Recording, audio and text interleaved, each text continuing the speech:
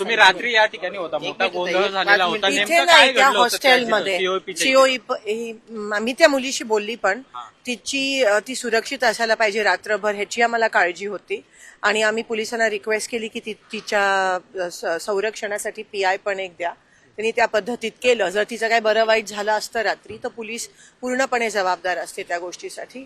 पण मला असं वाटतं ते सेटल झालंय. पण मला असं ऐकण्यात आलंय की आता काँग्रेसच्याच लोकांवर त्यांनी गुन्हे दाखल केलेत. पण हे साहजिक आहे, आम्ही गुन्हे काय, आम्ही जेलमध्ये जायला पण तयार आहोत. पण कालचा रडाचा कार्यक्रम न त्याच्यासाठीच होता. ते त्यांना जेव्हा भीती वाटते तेव्हा ते पोलीस, जब जब मोदी डरता है पुलिस को आगे कर, जब जब फडणवीस डरते हैं पुलिस को आगे करते हैं. हे दिसून येते. हे कमकुवत असण्याचे चिन्ह आहेत.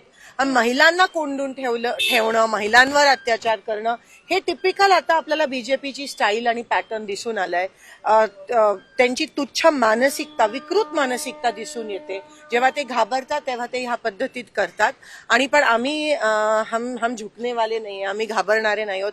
त्यातल्या त्यात महाराष्ट्राच्या लेकींचं रक्तातच धाडस आहे आणि हिंमत आहे आणि तुम्हाला आज तो प्रतिसाद दिसेल.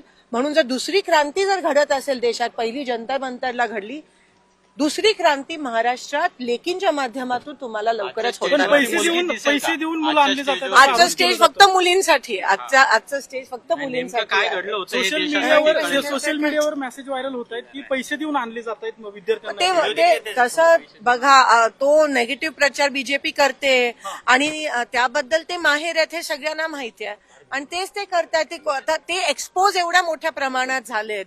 आपल्या देशात जे काही 20 जुलैला घडलं जंतर मंतरमध्ये, की या जेनझीनी या देशाची लोकशाही जिवंत आहे ह्याच्यात आपला विश्वास परत त्या ठिकाणी उमटवला, दाखवला. आणि म्हणून हे बीजेपीचं कट कारस्थान आहे. हे चुकीचं पूर्णपणे. देवेंद्र फडणवीस जी जे ह्या राज्याचे गृहमंत्री आहेत, अकार्यक्षम ठरले आहेत.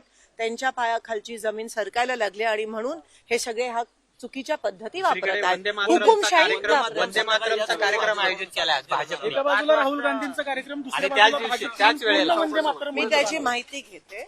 पण काँग्रेस पक्षाने ठरवलंय की वंदे मातरम हे आधीपासून जे दोनच त्याचे जे हे आहेत, कडवे आहेत, तेच गायले जातील. आम्हाला कोणी देशभक्तीचे धडे देऊ नये. आज ते पूर्ण गाणार असं म्हणतात. त्यांना काय, ते त्यांचा पक्षाचा विषय, हा आमचा पक्षाचा विषय. भाजपच्या कार्यकर्त्यांवर गुन्हा दाखल करण्याची मागणी करता तुम्ही? 100% आम्ही करणार आहोत. आणि जोपर्यंत ते होत नाही, जसं काल राहुलजी FIR, ते पेलेट गन ज्याच्यावर झाली FIR लॉन्च करायला धरण्यावर बसले, तसं आम्ही ह्या पद्धतीत भाजपच्या कार्यकर्त्यांवर, जर मुलींवर कोणी हे करत असेल तर 100% आम्ही लढणार. नाही, पण महाराष्ट्राच्या लेखी कधी घाबरणार नाही. लोकशाही मराठी ऐका, पहा, जागरूक रहा.